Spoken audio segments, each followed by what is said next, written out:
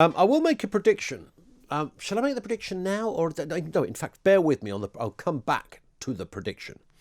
But the term level playing field. This is reference Brexit and the deadlock in Brexit negotiations. Now I'll make the prediction now. The prediction is this: I think there will be a deal by Monday.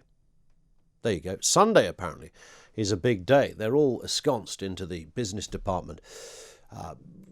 Debating and negotiating and trying, well, if we give you that many fish, can you give us this many lambs? Or it just seems a rather curious place we've ended up in. It was only 4 years ago that, of course, we voted to leave the EU. Who thought it would come down to these last-minute midnight pizza meetings that are taking place between Barnier and co? Not unreasonable to ask why we can't just leave, right? That's not an unreasonable question. Can we just go? Why can't we just leg it for the hills and take our money with us, a nice, bright, shiny future, independent of all the bureaucracy? As I always seem to say, the EU is not a law of physics. What is the specific reason we couldn't just say thank you very much and move on after all? We're only leaving a business arrangement. We're not leaving Europe. We're not leaving all of our relationships with those countries close to us, France, Germany, Italy, Spain. We're not putting a block on people working in the EU, nor is there a block on people from the EU working here. Fundamentally, this is a deadlock based on business, right? Don't believe headlines that negotiators are... Because you get all of this. You get this idea that you have these negotiating ninjas that are in there who are all supremely skilled in the dark arts of getting the real deal. Most of them have never done a deal before and seem to... I think they're kind of up there in the sort of civil service-like qualification when it comes to negotiation capabilities. Similarly, don't fall for the headlines that Barnier is some kind of crook who wants to put the English Channel in his back garden so he can eat all the fish alone. He's also after the best deal for his side. I don't blame him for that, by the way. Can this really be about fish? Does it really come down to fish? It was always likely, if you think about it, to come down to the wire, because each side has every reason and incentive to try and reach a mutually beneficial agreement. And if you think of the amount of trade we do with each other, it is absolutely vast. And at the moment, with economies crashing around us, it would make more sense than ever before that we would try to seek a good relationship and think about everything, the diplomatic ties, the military ties, everything that we have. But the problem, as I see it, is this. Because as far as the EU are concerned, it's not just a business, not just a trading bloc. It's a philosophical project that is devoted to ever closer union.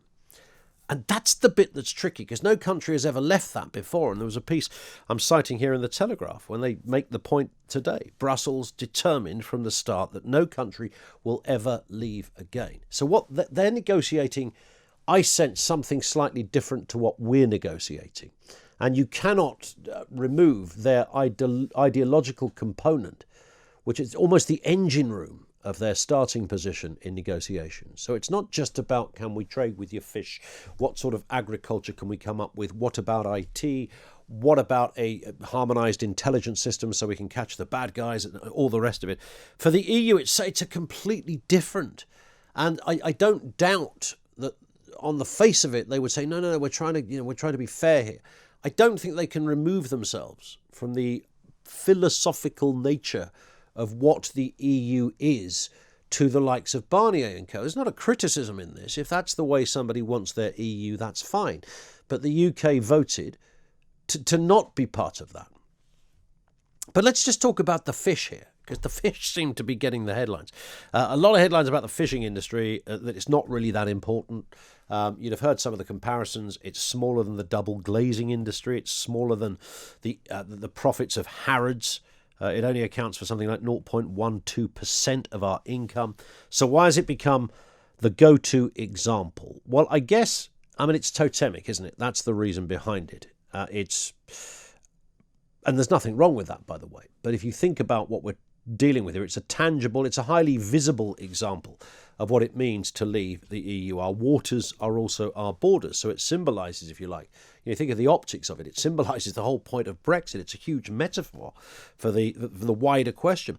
Why is there even a debate about fish? And when I hear people say, well, the whole industry only employs 24,000 people, and therefore not exactly crucial to our survival, I think, well, go and tell that to the 24,000 people and their families. And I can think of all the arguments of how, if you think about, I mean, did you even know that Grimsby, for example, or as I like to call it, Great Grimsby, used to be the busiest fishing port in the world? Did you know that? In the world.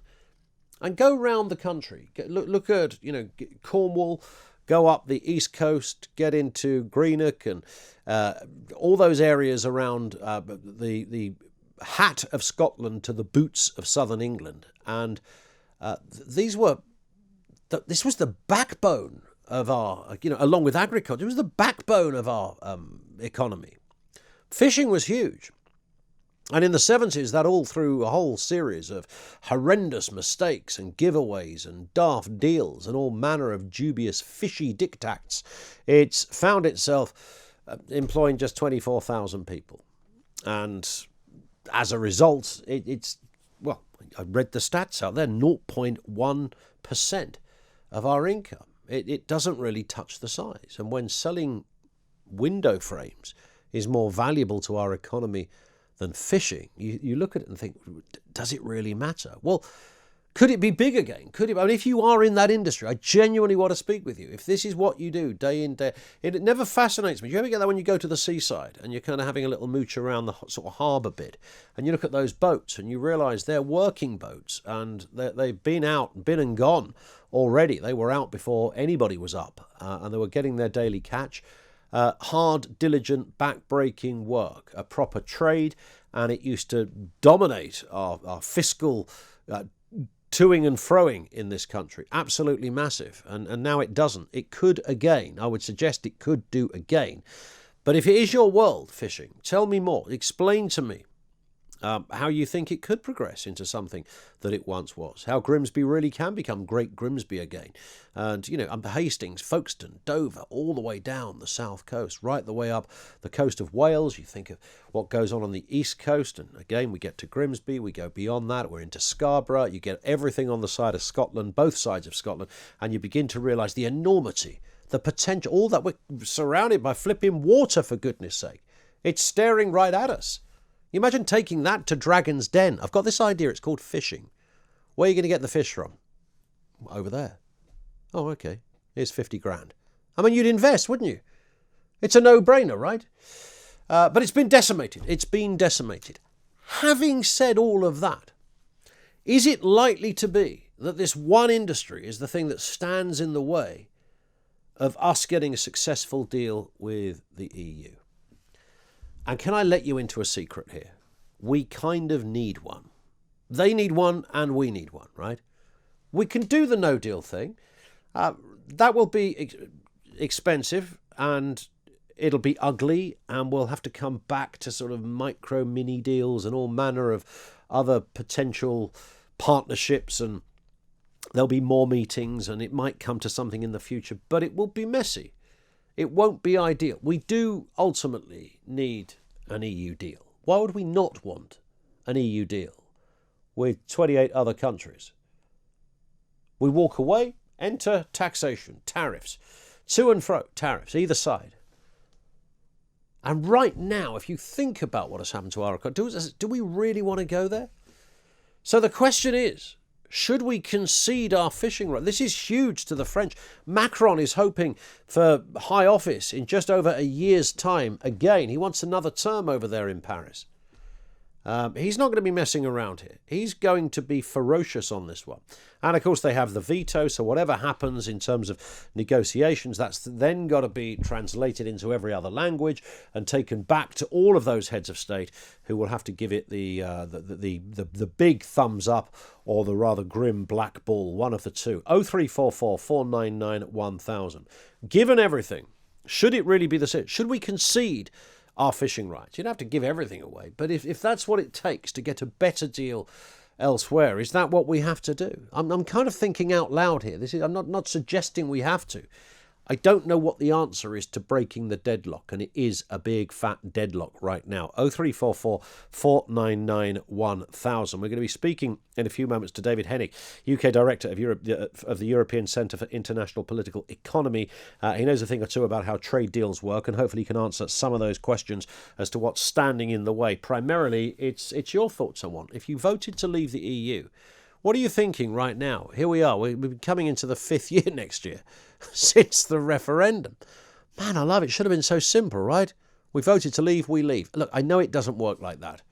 But I don't think anybody in their wildest dreams thought that 4 years down the line we would still be talking about this. So if you're in the world of fishing, I want to hear from you. If you're in the world of being frustrated with the whole Brexit process, I definitely want to hear from you. And an overarching question, and it's an uncomfortable one if fishing is your thing. Should we concede our fishing rights for a better Brexit deal? This one in from Rob Waterhouse. Everything in life is simple. It's only people that make things complicated. Or maybe only politicians, perhaps. The general public in the UK and the EU have no problem with free trade. It keeps the wheels of industry and trade moving to everyone's advantage. I have faith in my countrymen and women. We will survive, then thrive, no matter what the outcome. Maybe a decade or a generation away, but I feel we left for the right reasons in the first place. Well, that's, to me, always been the point. The EU is not a law of physics. We haven't been there 500 years. We've been there just shy of 50. Yeah, we can make it work, but the question is in what time frame? So are we prepared for a decade, a bump against the backdrop, if you think about what's happened subsequently, COVID, economies collapsing, etc. Make it work? Yeah. Right now, that might be tricky. The UK and the EU, of course, have resumed talks on a post-Brexit trade deal today, despite a government source saying the prospect of a breakthrough is receding, while others say a deal could be made over the weekend. With time running out, UK sources suggest Brussels has made new demands on how competition rules and regulations should be enforced. But an EU spokesman said there had never been any surprises from their side during negotiations, and insisted that the same sticking points from February remain, largely those of fishing rights. David Henig is the UK Director of the European Centre for International Political Economy. That's a think tank. David, afternoon to you. Good to have you with us. There's a lot to wade through here. Well, is it really about the fish? There's question number one. It's certainly to a degree about the fish. We have a lot of coastal waters, we have a lot of fish, and at the moment there's a lot of boats from France and other countries that use those waters. So yes, they don't want to lose those rights, and that's something that we have in our favour. But it's also about this level playing field. We keep hearing about the fair rules for competition. It's about the governance, about what happens if something goes wrong. It's about Northern Ireland. There's still plenty going on there, and the real problem is, you read out all the things that people are saying. We don't actually know. There could be a deal in 5 minutes' time, or there could be not a deal at all. Yeah. And the real problem is we do these programs and we literally don't know. And I'm trying, I'd like to give your listeners some reassurance that there'll be a deal, or they won't. Whatever it is they want, we can't. Yeah, that nobody can eat that much pizza. That's what I'm relying on here, David. That there's got to be a point when they say we're done with the pepperoni. Let's just sign something. You'd be surprised, but actually that is what can happen. I mean, bringing in the pizzas for a late night working session, yeah, we've done that. Doing it again the following day, okay, now this is starting to get boring. Yes, we could well get to a point over the weekend. A lot of people are saying Sunday. They reckon that somehow there'll be some phone calls between Boris Johnson and maybe the EU President Ursula von der Leyen, maybe President Macron of France, and that somehow they'll fudge a deal on all of these things. Look, that's very possible, and I think we could live with whatever the deal was and start doing what you've just been talking about making our way and making our next 10 years. Sure. But it really is touch and go. Politicians like to, sweat on the details, and there's lots to sweat on. Many people will listen to this and think, hang on a second, we voted to leave the EU. Surely we take our waters, our fishing waters with us. What's the level playing field thing all about? In kind of Fisher-Price terms, David, explain why that is such an imperative tool, if you like, in negotiations here, because nobody wants to wrongly usurp somebody in some kind of terrible, nefarious business deal, but leaving to many people meant leaving, and that included having rights to our fishing waters. Well, there's a couple of things there. First of all, the rights that people, the fishing fleets from other countries may have built up over the years, they've become used to the waters. Do we just throw them out? But the more important one is, where do we sell all the fish to? And unfortunately, most of the fish in the waters around the UK are fish we don't by and large eat. It's herring and mackerel. It's no longer the haddock and cod. So if we want to sell all that fish into the EU free of tariffs and to get the best prices, then they want something back from us. And similarly with all our other goods, if we want to sell everything that we produce free of tariffs, if we want to be able to work around the EU, they want to make sure that this is fair competition. That is the EU's terms, if you like, for such a trade deal. And if we don't like them, then we just go back to the WTO terms. And that really is the decision that the government will have to make. But of course, going to WTO terms would ultimately mean we do gain full control of our waters. Yeah, that's right. We would then have the full control, and then we better get used to eating a lot of herring.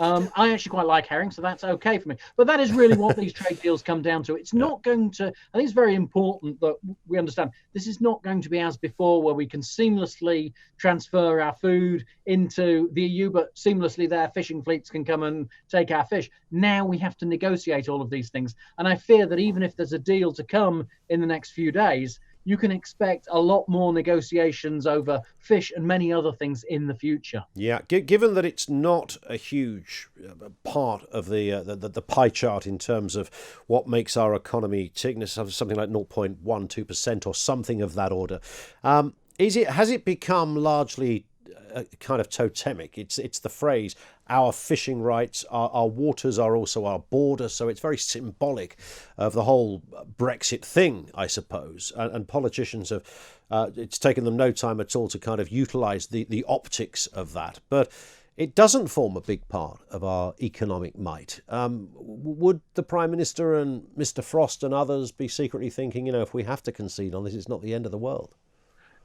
No, not really. Fishing, like agriculture, these are symbolic matters for all countries. We're not unusual in this respect.